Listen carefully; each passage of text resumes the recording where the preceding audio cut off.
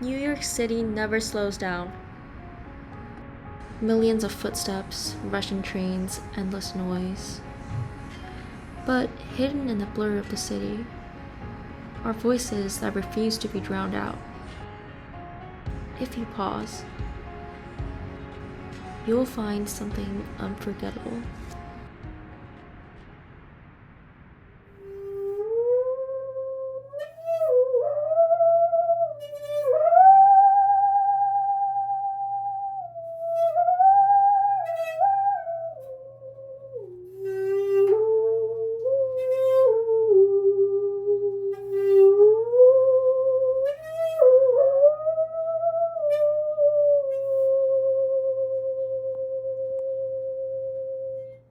That's amazing. Thank you. This is Natalia's story. Hi, my name is Natalia, but everybody calls me Saw Lady because I am a concert carpenter. I play music on a carpenter's handsaw. Would you like to elaborate on your life before you discovered the saw? Before I discovered the saw, I was a dancer. My whole life since I was a kid was geared towards dance. That's what I wanted to do, and that's what I became. I was a trainee with the Martha Graham Dance Company. That's a contemporary dance company in New York City.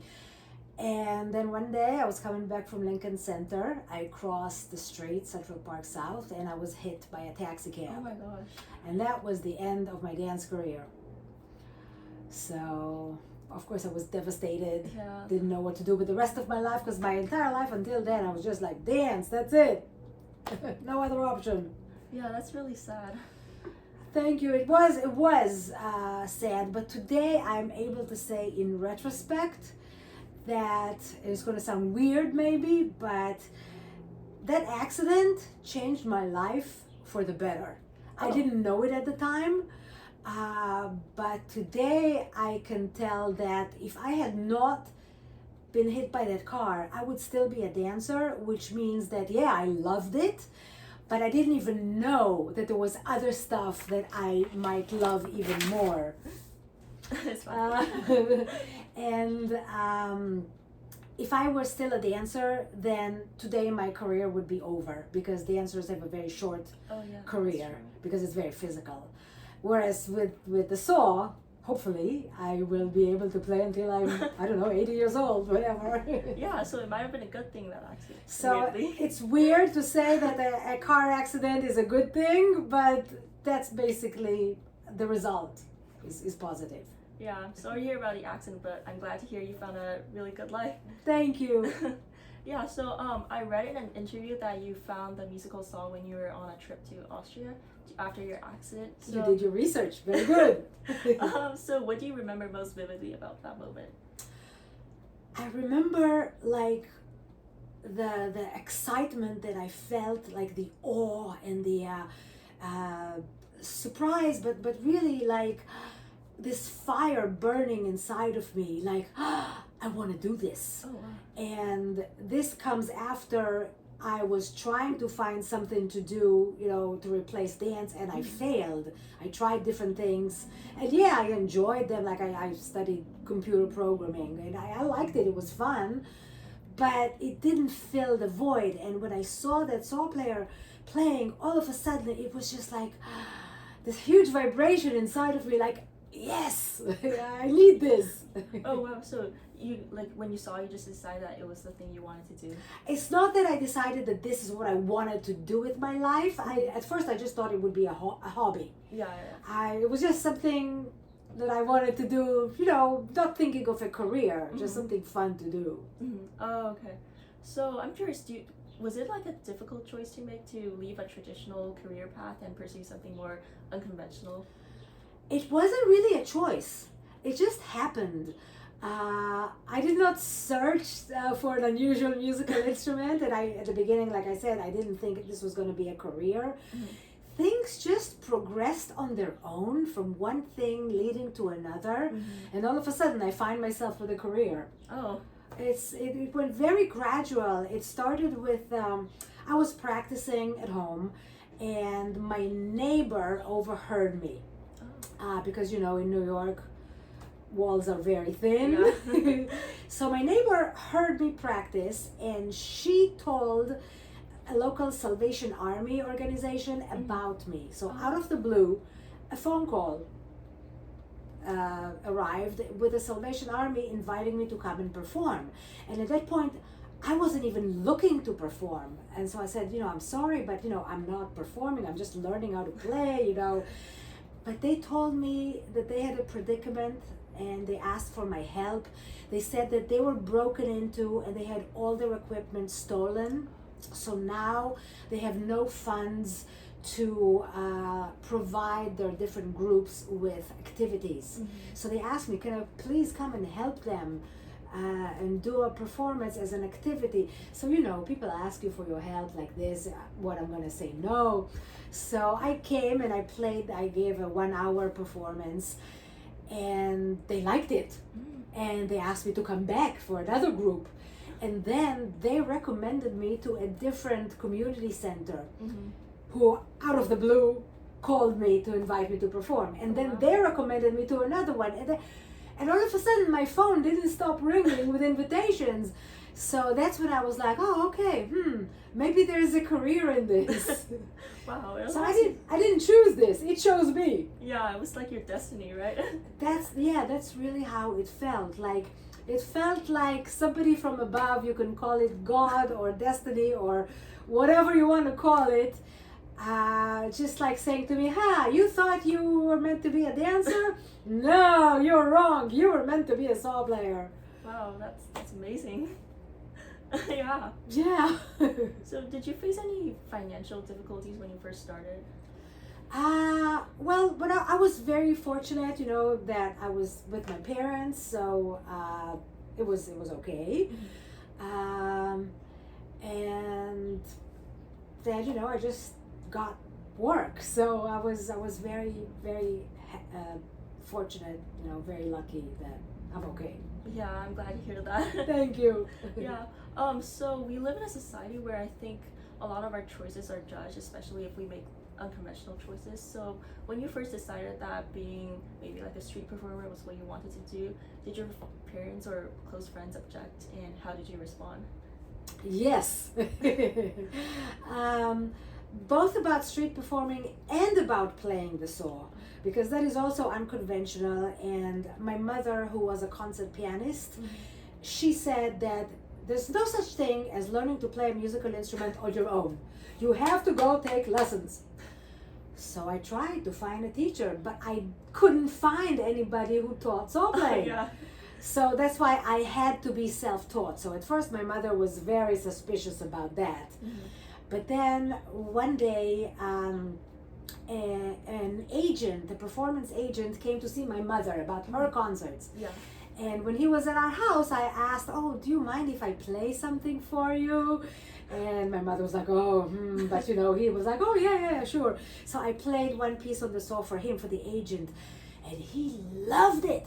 And he immediately said to my mother, you have to incorporate Natalia in your next concert. We have to have you play a piece together. And so we did, and the audience loved it. And so that's when my mother was like, oh, okay, that's serious. So that was with the saw. I convinced my my mother that way. With street performing, yes, also everybody was like, there is such a misconception about street performing.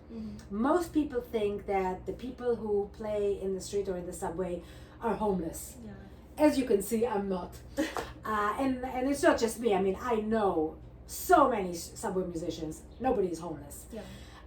The other misconception is that we don't have a job, so that's why we're forced to play in the subway, or we're not good enough to play anywhere else, like to have real performances like in a concert hall. Again, so not true. Everybody who plays in the subway also performs in performances in concert stages and teaches music as well. So in the beginning I had to misspell these misconceptions. I had to prove to people that no, I don't play in the subway because I have to. I play in the subway because I choose to, because I love it, because I want to. And so in the beginning I used to have a lot of conversations with people, explaining this to them.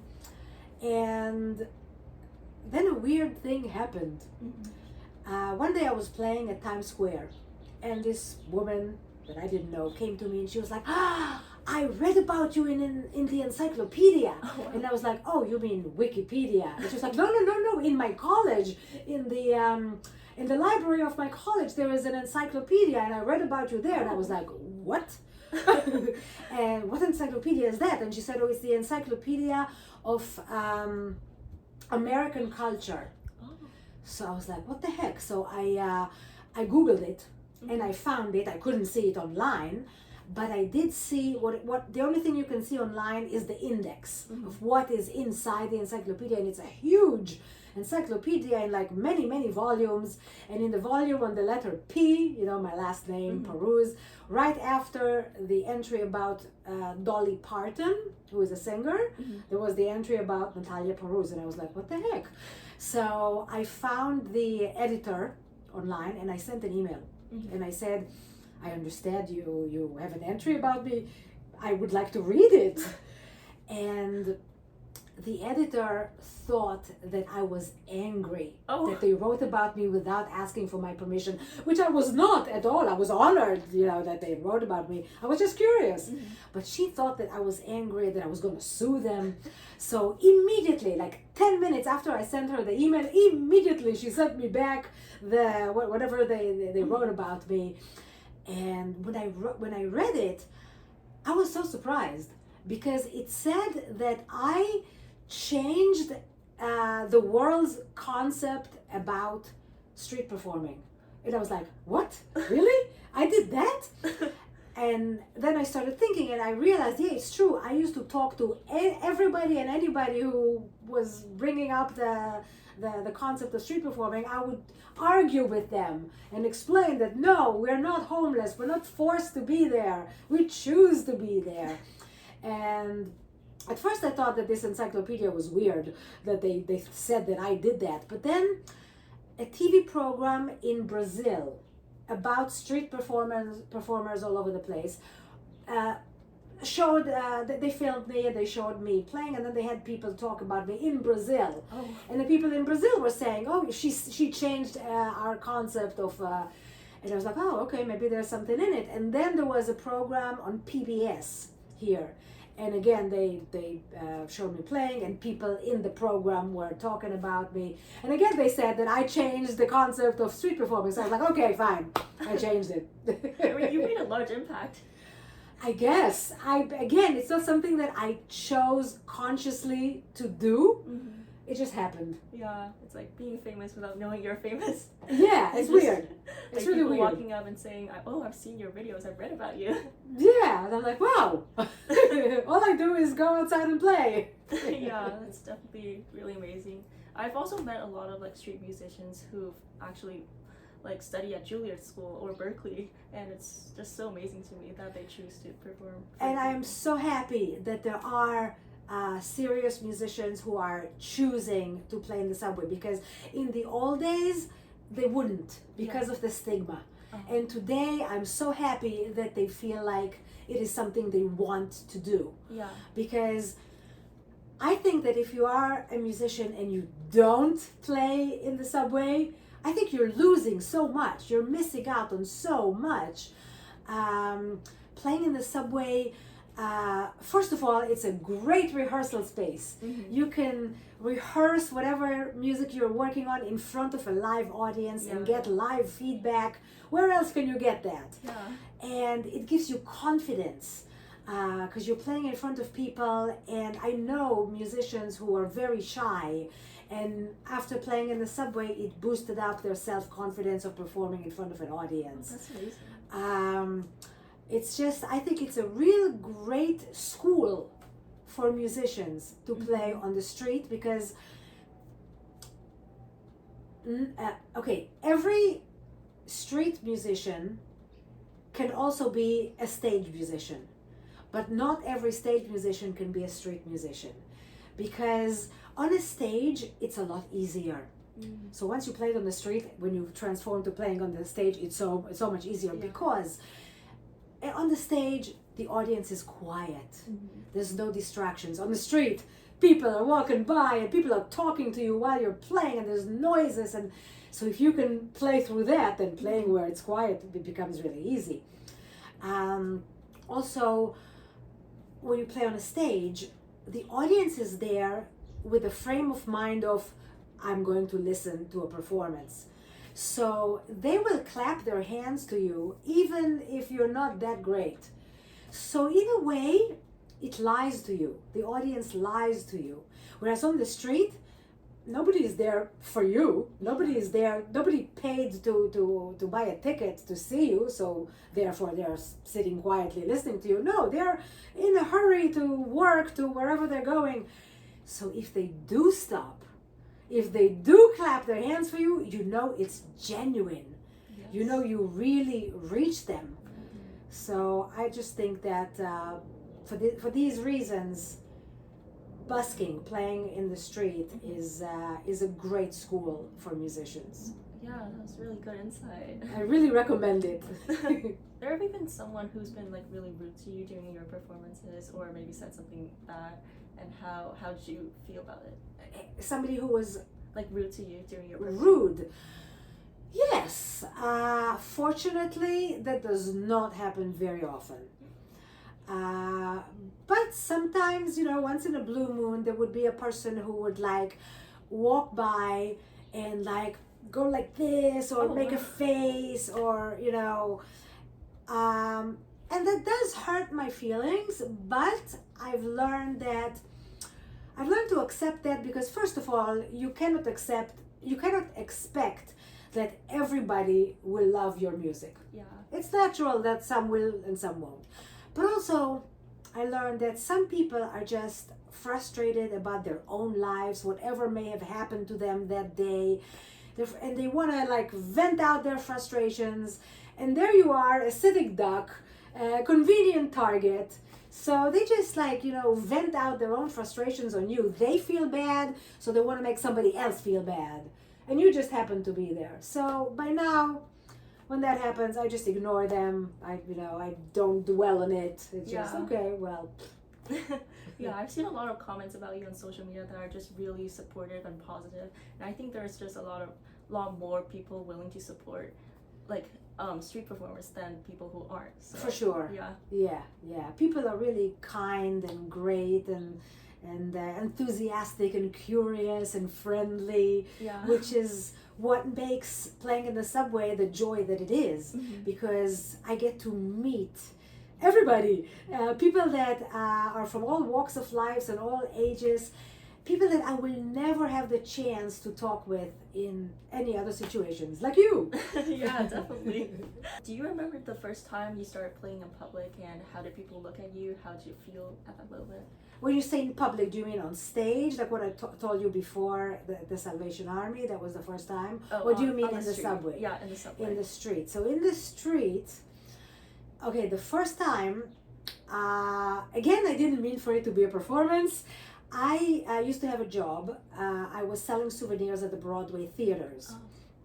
And during that job, I had a lot of free time, because I was only working when the audience was walking into the theater, walking out of the theater, and during intermission. But during the play itself, I was free to do whatever I wanted. So I used to bring the saw to work, and during my free time, I sat outside. There was a parking lot outside the theater, and I sat at the most remote corner of the parking lot because I didn't want to disturb anybody, and I was practicing. And one day, this guy and his son came and walked by me, stood to listen to me. And after a while, the guy took out a $5 bill and handed it to me. And I was like, why are you giving me money? And he said, we really enjoyed your performance and we just want to show our appreciation. I was like, oh my God. I ran into the theater to tell my friends, you know what just happened? And they said to me, during the intermission, we all worked, but outside, the audience who smoked goes outside the theater to smoke, and that's when street performers come and play. So my friends were like, you gotta go and play outside during intermission. And I was like, no, I don't want to perform, I'm just learning how to play. No. They're like, no, it's gonna be so cool, we want to see what will happen. So not during our intermission, because we all had to work, Yeah. but the theater next door, they had a longer show. So their intermission was later than ours. My friends dragged me out. They set me down in front of that theater, and they put an empty box in front of me, and one of them put $1 in the box, and they all stood back to see what would happen.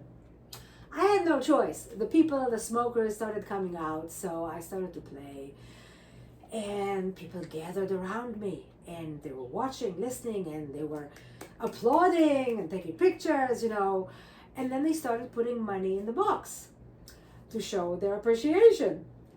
And at the end of the 15-minute intermission, there was as much money in the box as I was making at work that day. Oh, wow. So I was like, oh my God, maybe I should not be practicing in a remote corner of a parking lot.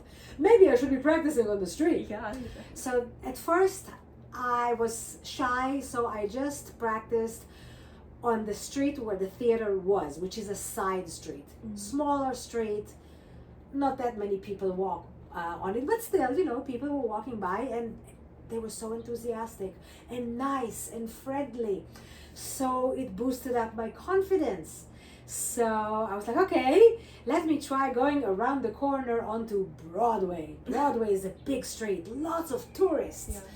So again, everybody was so encouraging, and what I really liked about it is that it forced me to practice, because I'm a Libra, so by nature I'm a bit lazy. So if I'm left to practice by myself, my mind starts wandering and all of a sudden I'm just resting and dreaming. When I was playing on Broadway, people will come and stand in front of me and be like, okay, let's see you play. And they wouldn't let me stop. They wouldn't let me rest, which was great for me because it forced me to play. It forced me it made me become better and better at what I was doing. So I'm very grateful to all these enthusiastic people. And so, the people's response is really responsible for the fact that I continued. Yeah, that's a really powerful story. Thank you for sharing it. Thank you for Yeah. listening. So I'm wondering, when you go on social media and see other people's comments about you, whether positive or negative, how does that affect you? Fortunately, most of the comments are Yeah. positive, and it means the world to me. I mean, it's so encouraging. There have been times when I felt like I got up in the morning and I was like, okay, I'm supposed to go play in the subway today, but I feel lazy, or I feel like I'm, my mood, like a mood swing or whatever. And then I go online and I read what people say. People were like, oh, I saw you play at Times Square, and, this was, blah, blah, blah. And this gives me an energy, and I'm like, okay, I'm going to go and play. Mm-hmm. So I'm so grateful to the people who are reaching out to express their thoughts to me, because it's a boost for me. It really helps. It's, for an artist, the life of an artist can be kind of lonely, because you have to practice a lot by yourself and prepare your act by yourself, and then you go out on stage and you're by yourself, So feedback from people is really extremely important and really part of the process, because you get feedback, so you understand if you're doing something right or not. Yeah. And it makes me feel like people are participating with me, so it makes me feel like I'm not alone. So I'm really very appreciative to anybody, and I try to respond to everybody who sends a comment. Yeah, definitely. Yeah, I see you on Instagram. So on a different note, do you feel like there are certain social systems that don't support you as an artist? For example, like access to healthcare or stable income or artistic funding, and yeah. Okay, you mentioned healthcare. I think that is the number one problem, because healthcare is so expensive. And I am so scared that it's going to get to be even more expensive now, because there's threats of like cuts to like welfare, healthcare. So yes, I really, any politician who is running, if they hear this, the one thing that I think is the most important out of everything is to provide like social health care, like basically what Canada has or what Europe has. I don't know what China has. Maybe they also have where it's not like the system that we have here, which is ridiculously expensive. And I know people who will refrain from going to the doctor even though they're feeling bad because they can't afford to pay. And so they will wait until they are really in dire situation, and by then it's too late, and they have to go to the emergency room, and so you've hit on the most important point. Yeah, that's definitely a very serious problem. So what do you think like real structural support would be like for independent artists like you? Well, so besides the welfare, the cut of funds to art organizations, to grants. I've received grants in the past, but I fear that now it's going to be much more difficult. Also, art institutions that invited me to come and perform there, now, if they have their funds slashed, they're not going to be able to invite artists to come and perform, and that's a problem. And I fear that being an artist is going to shift from being a profession to being a hobby, just by necessity, because people are not going to be able to make a living out of being an artist. So they will have to have whatever other job and only do art in their free time. After working for 8 hours a day in some whatever job, then you're tired, then that will affect the amount of art being created, that will affect the quality of art being created. And I think that art is an important part of the of the fabric of humanity. And so if that gets damaged, then what kind of a culture are we going to live in? Yeah, definitely. I think we're so focused on getting like a more traditional and respectable, not saying that art is not respectable, like these kind of jobs that we kind of lose focus. We don't try to pursue our dreams even though we hate our lives. So yeah, I think exactly. That's really Yeah, you're right. And pursuing dreams, I think, is important because we get this gift of being alive, and before you know it, it's over. So why waste it on not doing something that you really love, like pursuing? But you're right. I was performing last December with some dancers, and very good dancers. So I asked them, oh, are you they're like in college, and I was like, oh, are you you think that you would like to be a professional dancer?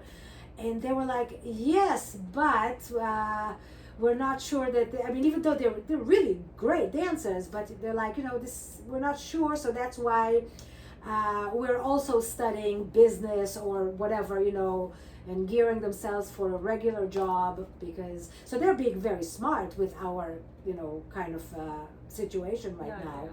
But it's sad that they have to go to their plan B instead of their dream. Yeah, it's a sad social situation. Yeah. So I read that you were born in Israel, right? Yes. Okay, and you moved to New York later. So how does being an immigrant maybe affect your life as an artist here? I think that being an immigrant gives you energy and willpower to succeed, because if you had to leave your home, your friends, your family, your culture, and come to a new place, then you better do the most of it, like make the most of it. So I think that immigrants are like really hardworking, and that's a good thing because it makes them advance. And I think that being in the arts facilitates like an easier transfer from one culture to another, because you get to interact with the new culture and kind of bringing in your old culture through what you're doing into the new culture. And so I think it creates a great bridge between the cultures, and it makes it easier for you as an artist to interact with the new culture. And also it gives you a different perspective. So I think it may give you more things to say. So I think it's a good thing. Yeah. I am happy that we live in a world today where travel is way easier than what it was like last century. I think it's like people immigrating, moving from one country to the other. I think it's a great thing. It's it makes a better blend of people all over the world. Yeah, definitely. Like as an immigrant myself, I think especially in a city like New York, I think we just bring so much diverse energy to these places, and it just makes everything more culturally rich. Exactly. Yeah. Yeah. So I have a more personal question. So, do you ever find yourself wondering about your life if you didn't have that accident and you were still dancing? I know you kind of answered that question before. And do you ever kind of regret like the choices you made? Absolutely not. I do not regret the choice. I think my life is incredible, amazing. I couldn't have chosen a better life. I'm very blessed. I feel really very lucky, very fortunate. And if I had to live it all over again, I think I would do exactly the same. Maybe I will pay more attention to my mother when I was little and she was trying to teach me music. Yeah, I'm so glad to hear that. I would say, first of all, don't give up. And I would say, go out of your house, because if you stay at home and do nothing, then 100% sure nothing is gonna happen. But if you just leave your house and go out into the world, you meet people, you see different places, then I think it's only 50% sure that maybe nothing will happen. So that's a much better percentage. So just go out there, expose yourself to different things, because you never know when something might find you like it found me. Yeah, definitely. Yeah, that was really powerful advice. Thank you so much for coming and joining us. Thank you for listening. Thank you for inviting me.